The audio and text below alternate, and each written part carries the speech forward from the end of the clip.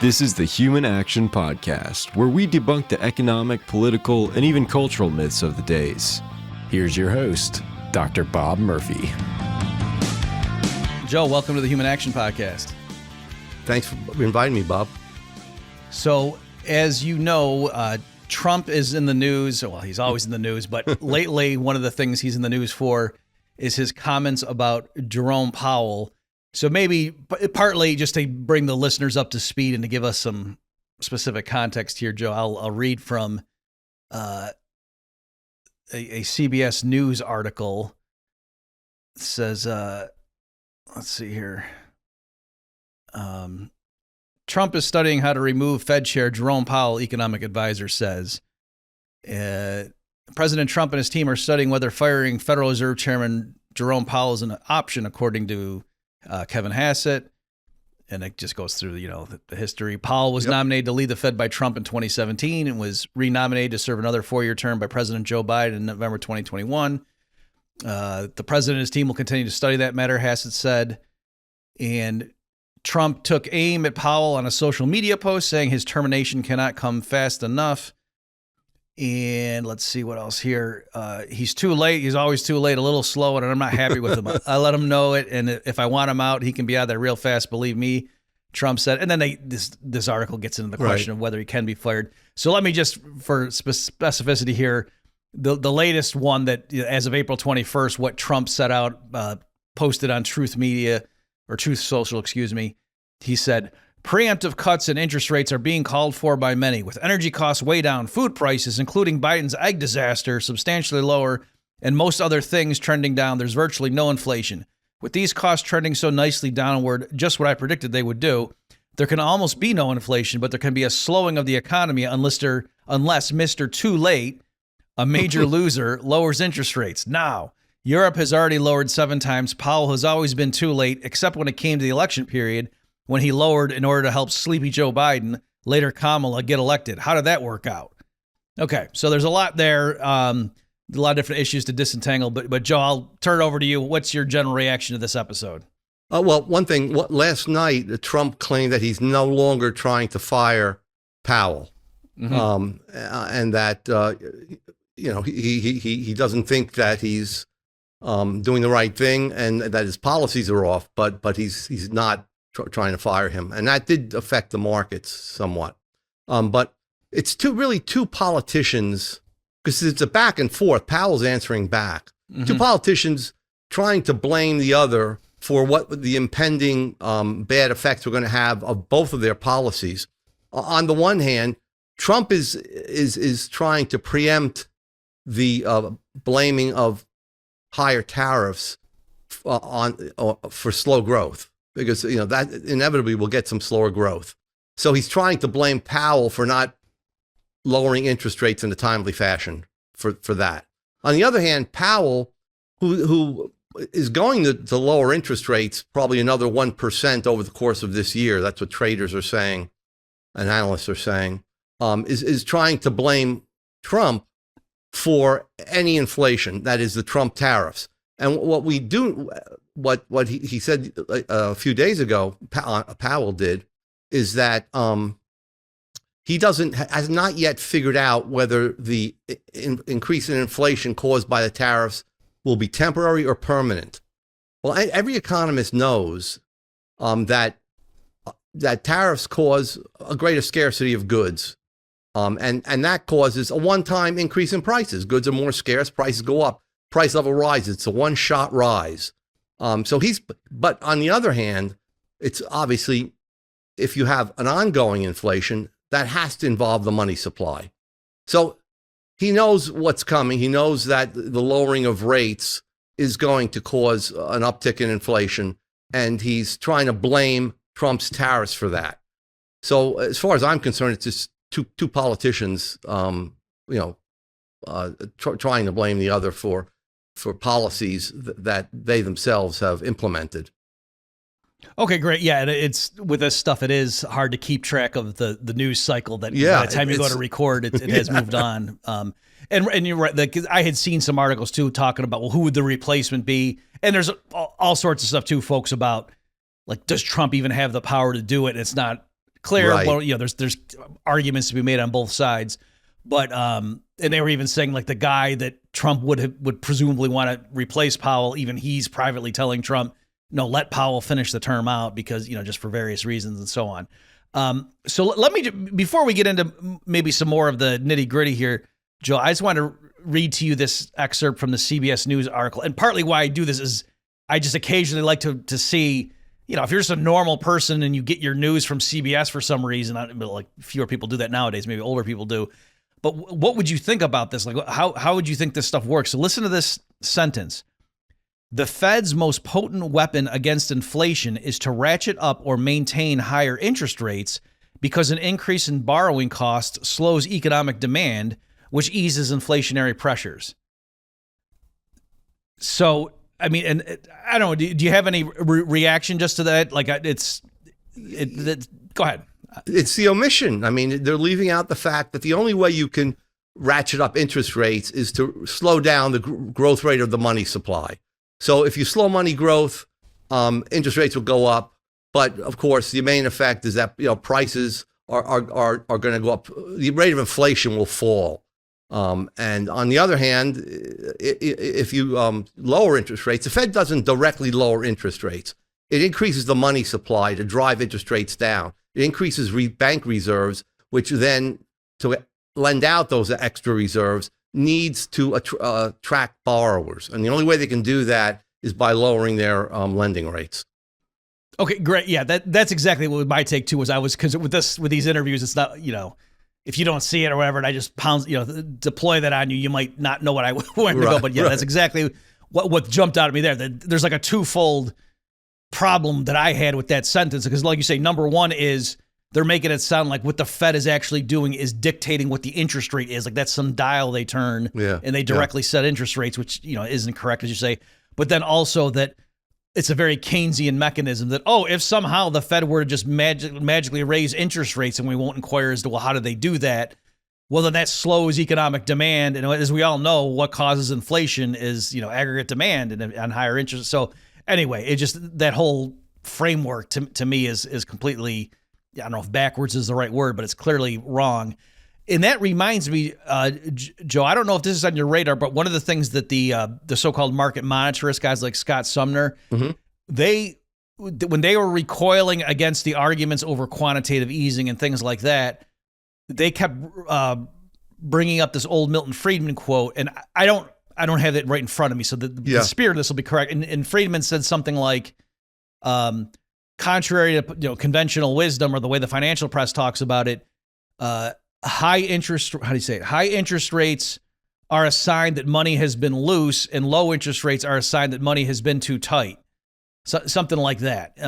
So number one, like, do you understand what Friedman, where he's coming from and what he's trying to get at? Oh yeah. What he's saying is that if the rate of inflation rises, eventually people catch on. That's going to continue to rise, and in making their debt contracts and loan and lending money, they're going to demand a higher rate of interest because the rate of price inflation will eat up the real return from their interest rate.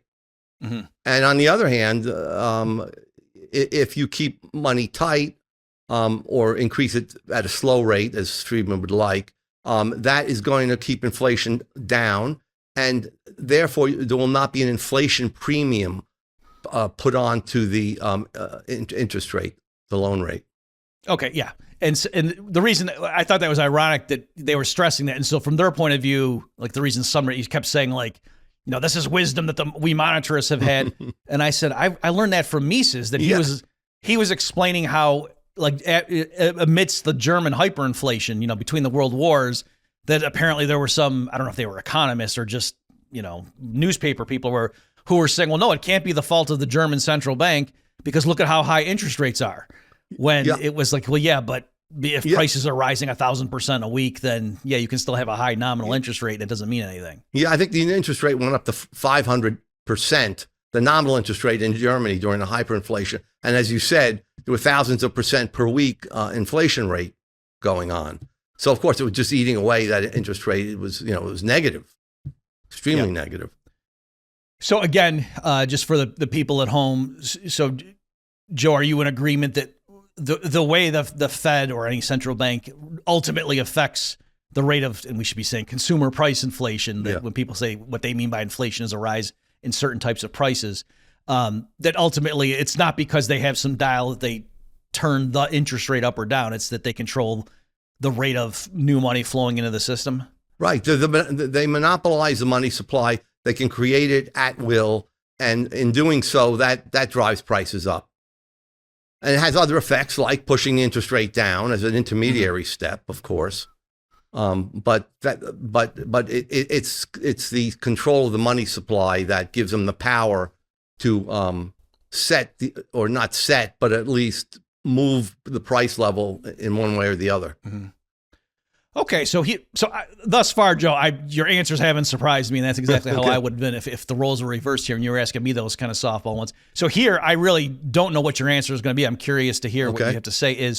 Do you have a sense, like, when people are with anxious, bated breath, waiting for the next Fed announcement, what are they going to do with interest rates? Are there times where, like, you have a sense of, oh man, I'm worried they're going to cut and I don't think they should, or vice versa? Like, is that on your, or is the kind of thing that the central planners in Soviet Union asking you how many grocery stores should there be, and you're saying, I can't answer that, leave it up to the market? Well, my answer to that is that we don't want interest rates to be lowered or raised by the Fed. We want them to be freed. We want the market to determine interest rates, the voluntary saving preferences, which we Austrians call time preferences of the consumers. What proportion of their income do they want to save? The greater the proportion they save, the lower interest rates will be, and vice versa. So I'm never rooting for a lowering of interest rates. That's for sure, because that does imply the increase in creation of fiat money. But I just want the Fed to step back and stop trying to manipulate the interest rate. Okay, that makes sense. So is this, I don't want to put words in your mouth, let me phrase it this way. Are you saying typically if the Fed were to lower interest rates in practice, what that would mean is they would increase the creation of new fiat money? And since you don't like that, then that's the sense in which you don't want them lowering interest rates? Right. That's the main point. Yeah. Okay.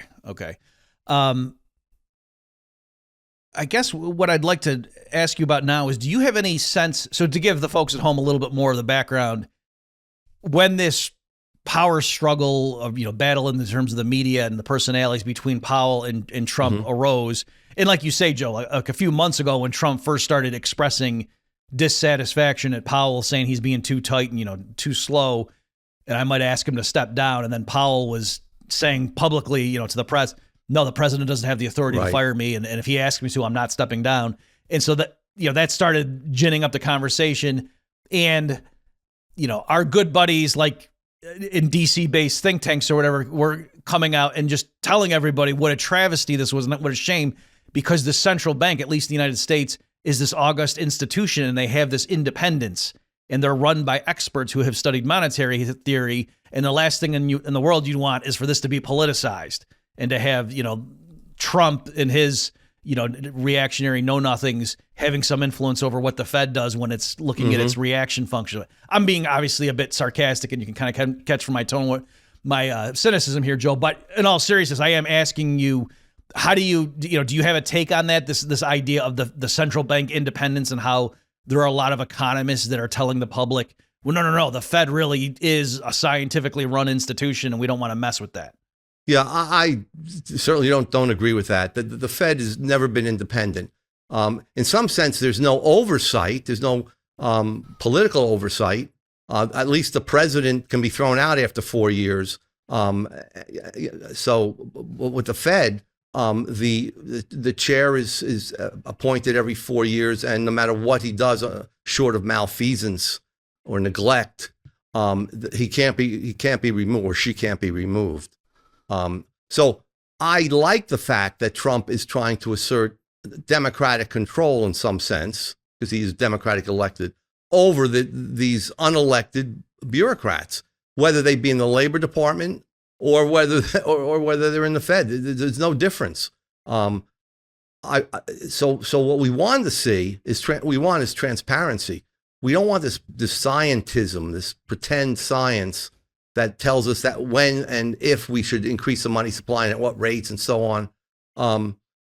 We want politicians, to the extent that we have fiat money, let's see what people think when politicians begin to manipulate the money supply. It becomes much more transparent. They're doing it so that they can get reelected. They're spreading money to favored groups and so on. So in this, I'm on Trump's side. And if you go back to the 60s, many economists from the left and right didn't want independent. There was a congressional committee in which which called economists to testify about the independence of the Fed, and economists from Milton Friedman to James Tobin, from right to left, all said that it was undemocratic to have a completely independent Fed.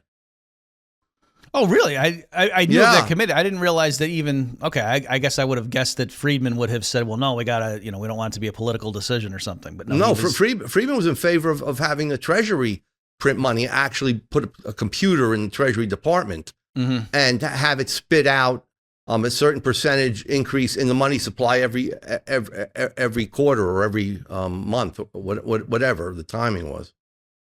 Okay, so I think, that I knew of that, but your point is in terms of the political oversight and whatever, that even though that was his favorite rule, he thought the way to implement that is, hey, I got to convince we the people, and we're going to go ahead and implement that, and that's what the government's going to do, and it's democratically elected, and okay, that's interesting.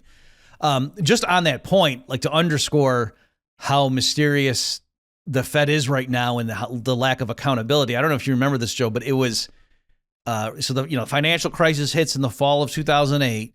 The Fed comes in, starts doing its extraordinary measures and buying types of assets that before it wouldn't have bought, and or lending against and so on, opening all these facilities and things.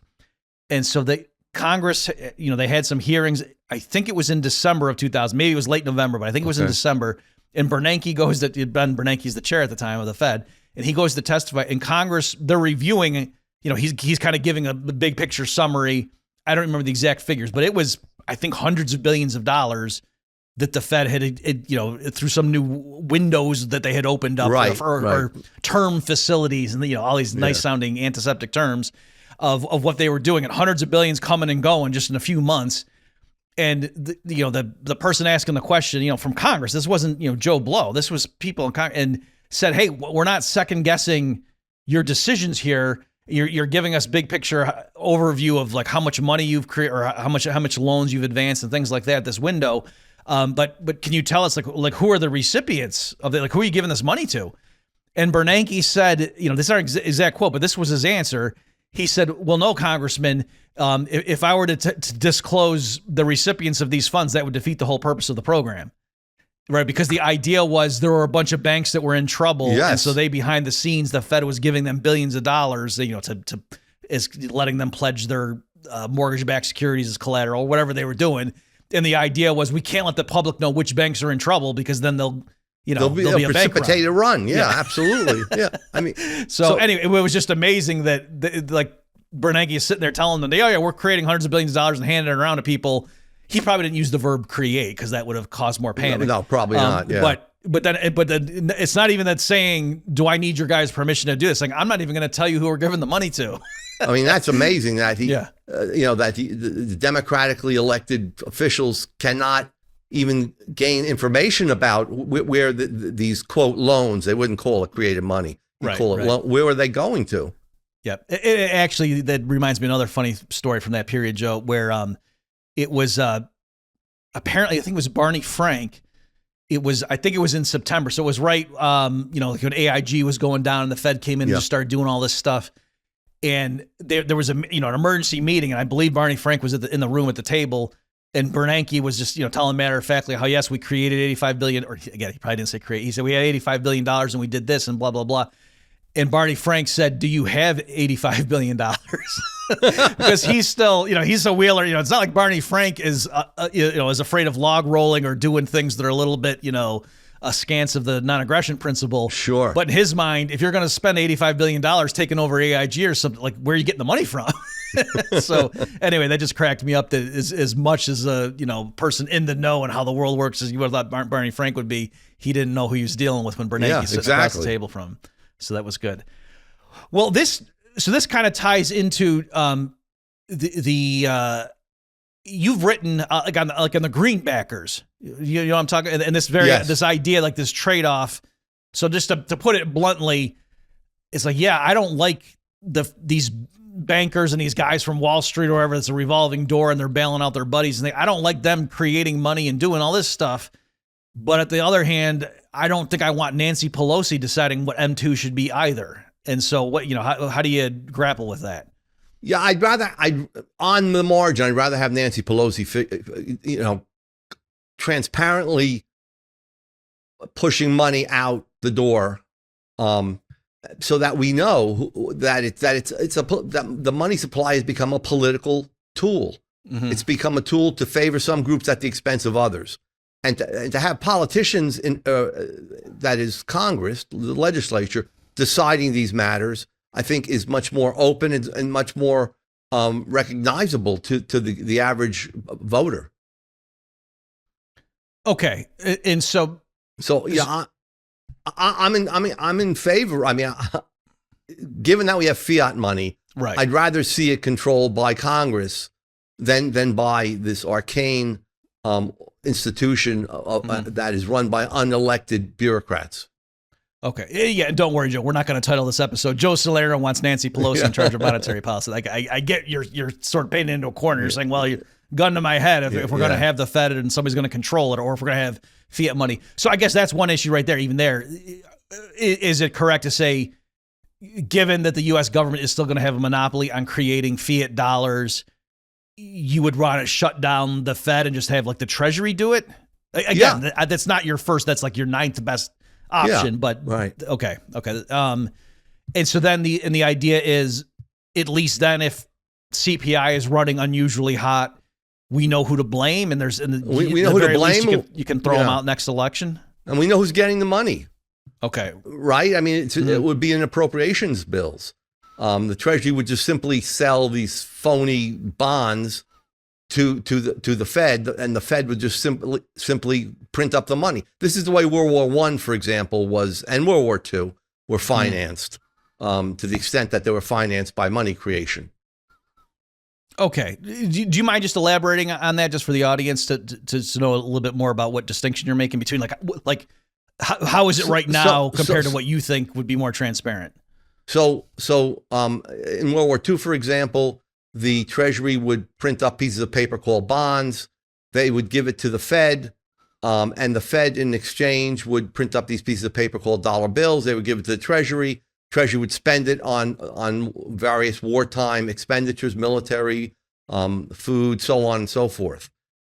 Whereas today, there's a law that says that the Treasury cannot sell its bonds directly to the Fed. So what they do is they sell it to banks, bond dealers, the public, and that then, in turn, the Fed, if they want to expand the money supply, buys those older bonds. Treasury issues new ones, and it goes around and round. So the difference is simply one of form. It's not of substance. The Fed is creating money and purchasing Treasury bonds and other things, as you pointed out, not just Treasury bonds anymore. And that's happening either way. Whether it's the Treasury simply asking the Fed for money and giving them these phony bonds, or it's the Treasury selling to the public, to the banks, to the bond dealers, and the bond dealers in turn selling to the Fed when the Fed does through so-called open market operations. So it's the absence of open market operations that's the difference. It's the direct selling of these bonds from by the Treasury to the Fed. Okay, so and this has to do with like the phrase debt monetization, like people talk about direct, that. Yeah, debt monetization is when the Treasury spends more than they take in tax revenues, they finance it by monetizing that debt, by taking the bonds and selling it to the Fed. Now, either they do it directly, as they did in World War I, World War II, or indirectly, as they do now, post-war period with open market operations, discount window operations, and so on. So yeah, that lines up with another memory I have from the Obama years where, so the financial crisis hits, Obama comes in, and then there were 4 years in a row where the Treasury ran $1 trillion plus budget deficits. And those also tended to correspond with when the Fed had its QE program. And so people were like, oh yeah, debt monetization's awful. Like, yeah, there'd be inflation, the dollar would sink if investors thought the Fed was just, covering the Treasury's spending, overspending. But no, this is completely independent. No, Fed's independent, and they happen to decide. It just so happens that when they're adding trillions to their balance sheet, that's right when the Treasury is issuing trillions new in debt. It's a coincidence, total coincidence. Yeah, absolutely. I mean, that's their cover. Okay, and so this interestingly, and that's why I wanted to have you on for this, Joe, because I know your views on this, and I want to show people that we're not dogmatic, and that people might have thought we reflexively would be against this kind of thing because we're fuddy-duddy, old school gold bug types. But actually, I know that your views on this are actually, ironically, a kissing cousin of some variants of the MMT people, the modern monetary theory, obviously coming at it from completely different angles. Right. But I don't know if it was on your radar, Joe, but did you see the that Finding the Money documentary that came out? It was in 2023, and it was like a pro MMT documentary. Yes, I did view that. And the clip of Jared Bernstein when they're asking him, well, given that the federal government can just create dollars, why do they issue bonds? And he just walked himself in circles for like 45 seconds, and it was clear by the end of it he didn't know. He just bluffed and said, "No, it's not a big deal." He starts pounding a cup of coffee. So there are MMTers who say, yes, this is an anachronism. Like maybe back in the day when there was gold, it made sense. But now that they can just print money, what's the point of, issuing these bonds? Like you say, it's kind of a shell game. And if nothing else, all this round trip stuff of, oh yeah, the Treasury sells its bonds to the primary dealers or whoever, and they might sell, and then the Fed comes and buys it for, at the very least, like there's obviously some money being made along the way by the guys on Wall Street that, at the very least, cut those people out. And so that's what the MMT says. Yeah, you want to spend $4 trillion this year, you only have $3 trillion in tax revenue, just create the extra trillion. If that causes too much price inflation, well, the public, the voters know what happened and say, don't spend so much. And that's, it's pretty straightforward as to what's going on. Are you, again, you would rather have, no coercive government period, but given that the federal government's going to issue dollars, would you favor that? Like just getting rid of Treasury deficit issuance or absolutely bond issuance altogether? Yeah, I'd close down the Fed. I get rid of that of the veneer of economic science as a cover for printing money. It would be simply a political decision. We would see it as a political decision, and those responsible for the decisions would be held accountable in elections, at least. Yeah. But just to be clear, I just want to make sure, though, there's a 1-2 punch. So, yes, close down the Fed, but then further, given that there's going to be a budget deficit this year, would you just say, just go ahead and print the difference? Or would you say, no, is there still a role in your mind for the Treasury issuing bonds and borrowing from the public? And then maybe if, depending on what the interest rates are having, in other words, like a combination of printing some and borrowing to cover a deficit. I guess that's what I'm asking. Well, I mean, when they issue bonds, that just means that they'll either print money in the future or come up with raise taxes to pay for those bonds. So they're redistributing money from the productive Americans, taxpayers, to the elites that hold those bonds and the financial institutions that hold those bonds.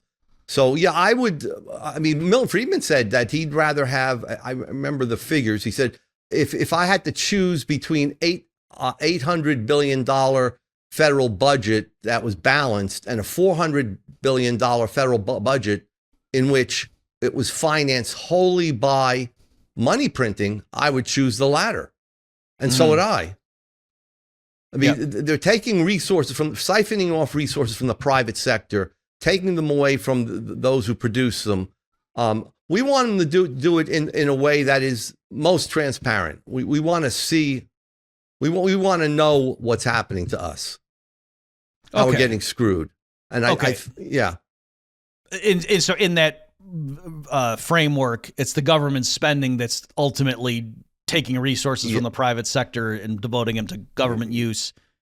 I think Rothbard says this in Man, Economy, and State and elsewhere that like there's three ways to pay for government spending: either explicit taxation, borrowing, which is just deferred taxation, or inflation, which is hidden taxation. Right. And so it's not that you're being the adult. Am I taking you to say it's not that you're being the adult in the room by saying, hey, we got to have a balanced budget. If we're going to spend $800 billion, then by God, we're going to have $800 billion in tax revenue. That no, the public in some sense is paying for it no matter what.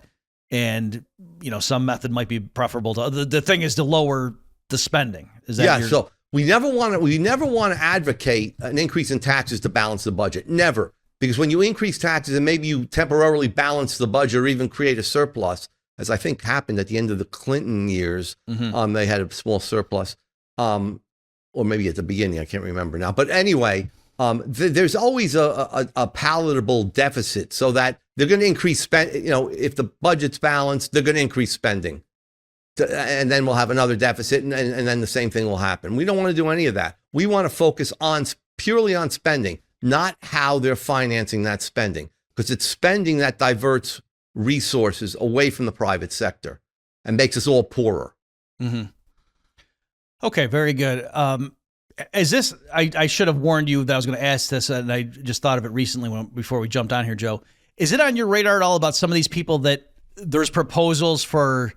How the government can come up with funding, and some people are like, oh, well, right now they have all this gold on their books at like $42 an ounce, and maybe they could revalue it. Have you seen any of these things bouncing around, these proposals? No, I don't think I have, but okay. But it's so what you're saying that they want to sell off these assets? Well, that would make sense. That would make sense. But no, the ones I've seen that's what I was going to ask you. It's not fair for me just to summarize it for you and then, but. Right. The ones I've seen, they've tried to have their cake and eat it too, where they don't sell any of the gold. It's just like they somehow like give it to the Fed, and then the Fed gives them money. And that's but it's at a higher price, and so like there's all this extra hundreds of billions of gold, but like they don't sell it out to the system. It's just like kind of deposit it and then get the money that way. But they also claim that's not inflationary. And so anyway, of course it is. Right. Okay. So we're on the same page with that, but maybe.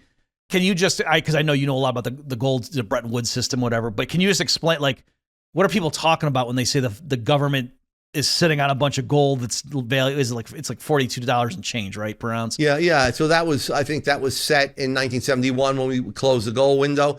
The price of gold was raised, the official price was raised from $35 an ounce to $42 and a half per ounce.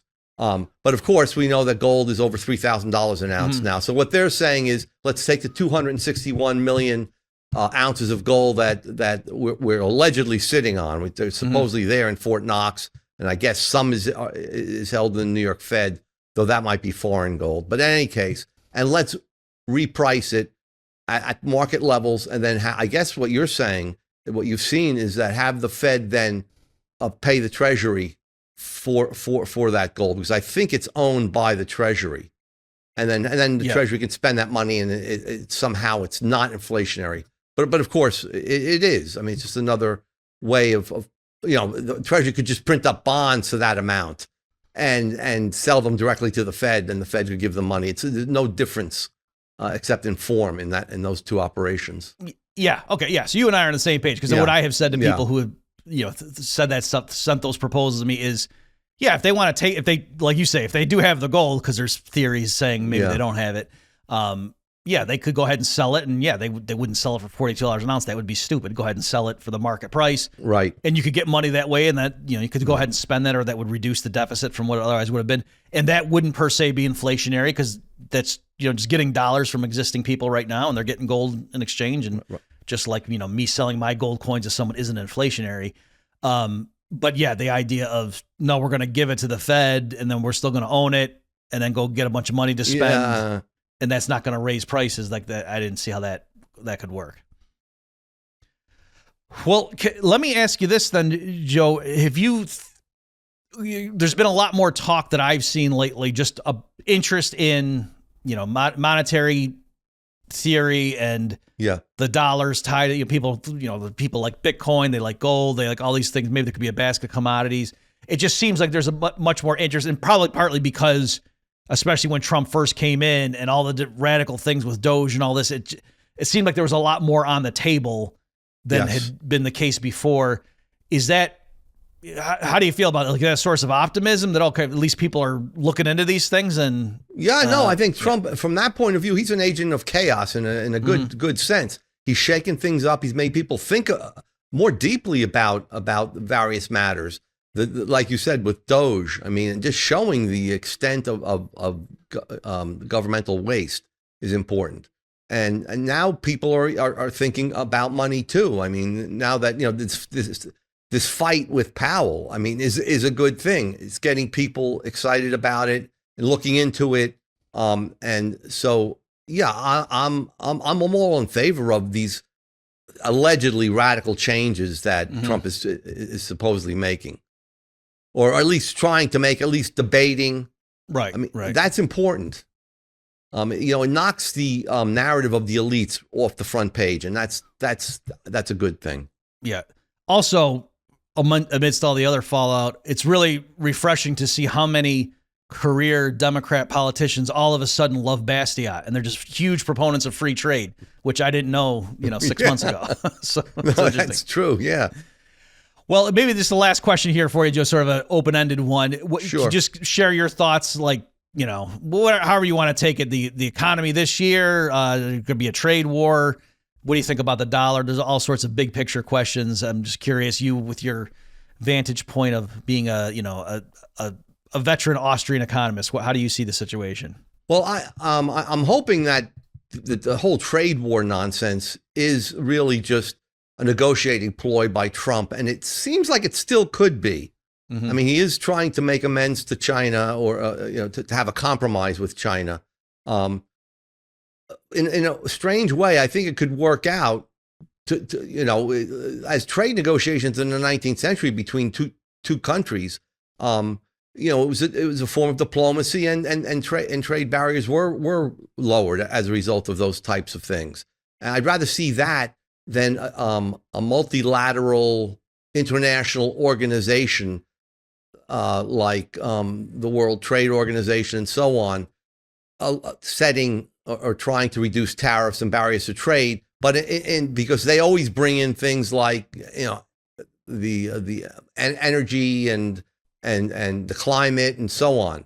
So there's all these other bad policies that are under the cover of these international organizations. Yeah. Actually, do you mind asking if I can ask you one more here, Joe? I didn't interrupt you, because you just reminded me. I remember when I was first getting into Austrian stuff, and I got on the newsletter. I forget what it was now, but something from the Mises Institute, I guess. Before I had been there physically, so this was still before I'd been. And I got some article that Rothbard wrote, and I realized he was against NAFTA. Yeah. And that surprised me, because I thought, I like free trade. I would have assumed. So I know this is obvious to you, but just for the benefit of people, to understand, how, I understand why Pat Buchanan was against it, but that's not why Rothbard was against it. So why would somebody who understands economics, not have been in favor of NAFTA? Well, first of all, remember what the goal is of someone like Rothbard or libertarians in general, and that is unilateral free trade. We're better off just throwing away our trade barriers and then allowing free trade on our end, even if our products are taxed by foreigners, if our exports are taxed. So from the point of view of an international organization, it sort of freezes in place the idea that, well, the tariffs have to be fair, and we're going to make sure that everyone compromises and that this adherence to fairness takes place among all these nations. But really, the British, for example, when they got rid of their trade laws, it was one, and they had a different treaties with the French and so on. It was one paragraph. I mean, they just abolished all the import tariffs on food. I mean, NAFTA, I think, was a 5,000-page document or 1,000-page document, something like that. So it's managed trade. It's not free trade, and that's what and managed trade is centrally planned trade, and that's what Rothbard was against. He didn't want to freeze that in place. Gotcha. So I interrupted you. Is there anything else about just your comments on the big scene that you want to make before we wrap up here? So just about the Fed, the fact that Trump is questioning the Fed is good for us as libertarians and Austrian economists. And I think I hold out hope that at some point they're going to start talking about gold. Bitcoin is fine. It's a great payment system. It's private. I want to see it thrive. But I think the answer to inflation is ultimately to get money out of the hands of the government. And the only way you really can do that is to go to something that people have used in the past and have dim memories of using. And, that will be the final solution to inflation. Okay, well, thanks, Joe, for your You're time. welcome. Folks, my guest has been Joe Salerno, Academic Vice President of the Mises Institute. Joe, thanks so much for all the work you've been doing and your time with us today. It was my pleasure, Bob. Thank you. Thanks, everybody, for tuning in. See you next time. Check back next week for a new episode of the Human Action Podcast. In the meantime, you can find more content like this on Mises.org.